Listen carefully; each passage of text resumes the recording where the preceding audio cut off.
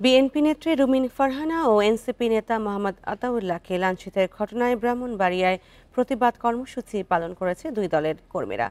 রাতে আশুগঞ্জের রেলগেট ও সরাইলের শাহবাজপুর প্রথম গেট এলাকায় বিক্ষোভ করেন রুমিন ফারহানার সমর্থকেরা। এ সময় তারা ঢাকা সিলেট মহাসড়কে টায়ার জ্বালিয়ে অবরোধ করে।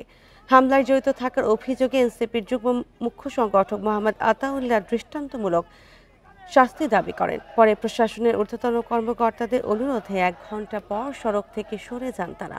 অন্যদিকে এনসিপি নেতা আতাউল্লাহ সহ অন্য নেতা কর্মীদের ওপর হামলার প্রতিবাদে জেলা প্রেস ক্লাবের সামনে বিক্ষোভ করেছে দলটির নেতা কর্মীরা। রোববার ব্রাহ্মণবাড়িয়ার আসন পুনর্বিন্যাসের শুনানিতে হাতাহাতি ও হট্টগোল হয়।